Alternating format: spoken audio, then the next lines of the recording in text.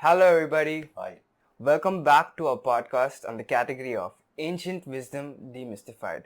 Today's topic is the origin of mythology, and in the last episode, we talked about Enuma Elish and the Epic of Gilgamesh. Yeah. So, how old are these mythologies? Well, I think, looking at the civilization, Sumerian civilization being the oldest as far as we know today,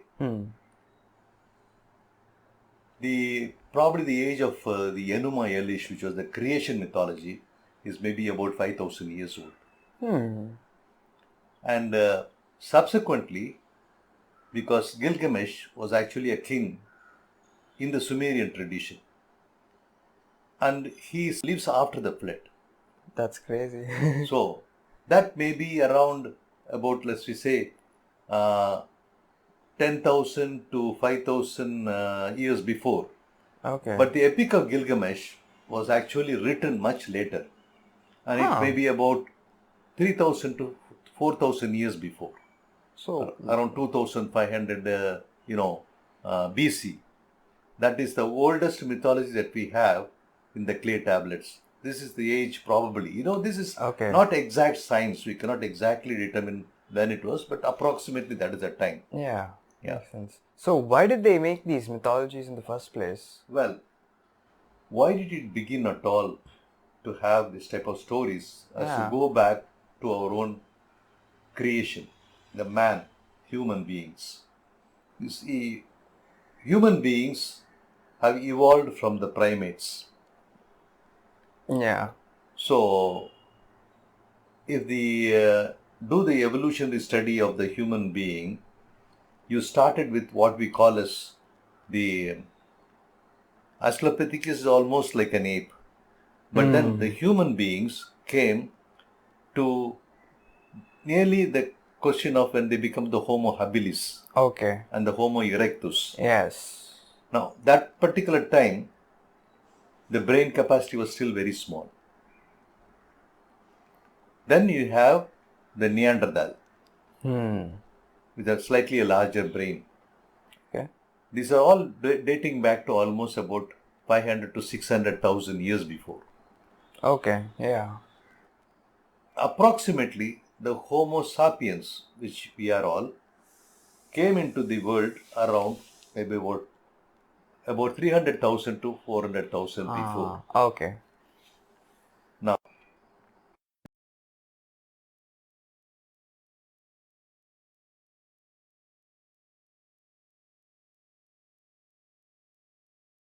that time, human beings were basically hunter-gatherers. They were hunter-gatherers. Yeah. Now, when they were hunter-gatherers, they were actually one with nature. They could not be separated. Like we are now separated because we say nature is outside. Yeah. But for them, nature was the basic survival. So, what happened was, for a very long time, we don't know for how long, but it was very long time. He was not into the agrarian area. Agrarian area came around about maybe 20,000 years before only. Okay.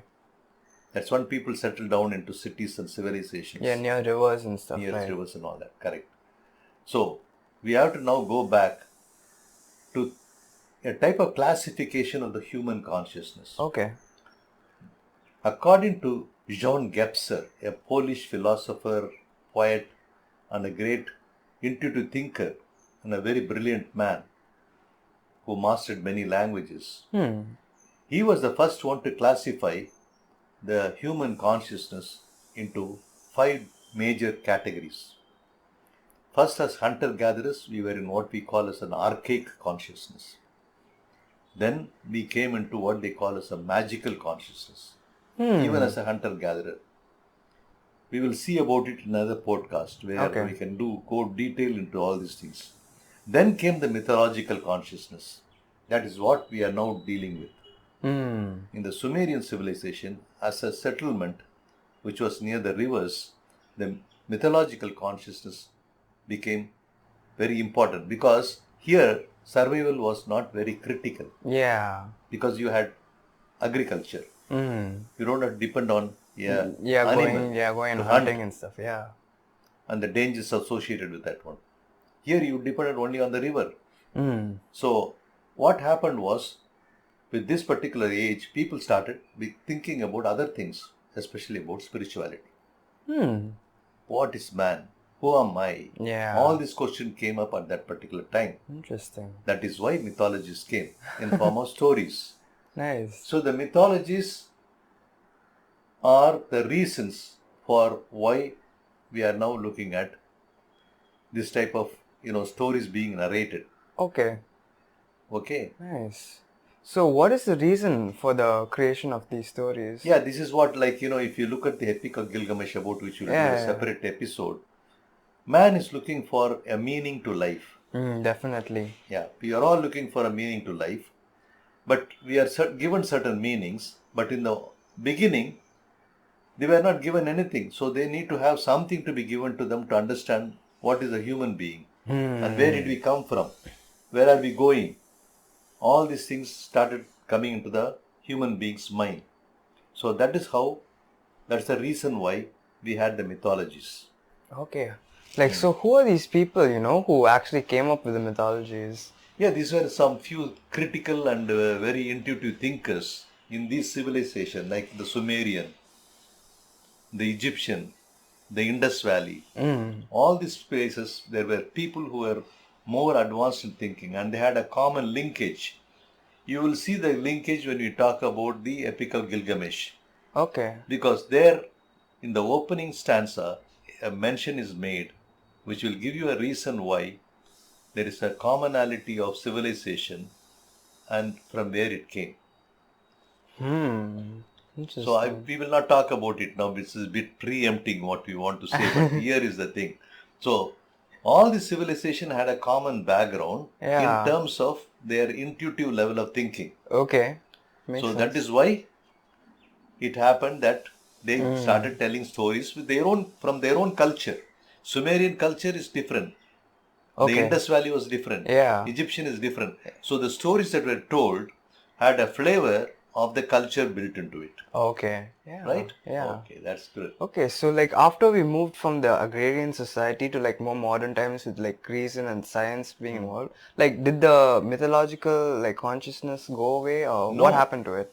None of the consciousness go away, because we have what we call as a triune brain. Okay. Right from the reptilian, mammalian, and then the human brain. Okay. As Homo sapiens. Though this theory is being now challenged in terms of cognitive plasticity and all that, Okay. doesn't matter, but it is there.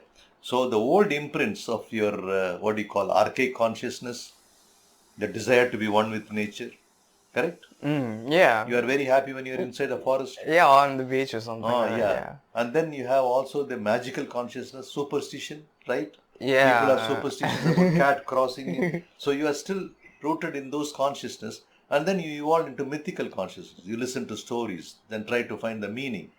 Then of course came the scientific and the rational consciousness. Now we are moving into an integral consciousness. These are the 5 stages. We'll talk about it later. Okay. But these are things which are evolving, but nothing goes away. These are all things there. So even today, the common era, we have stories being told. Like for example, the story of King Arthur. It's a mythology. Yeah. And today also stories are being told through different medium.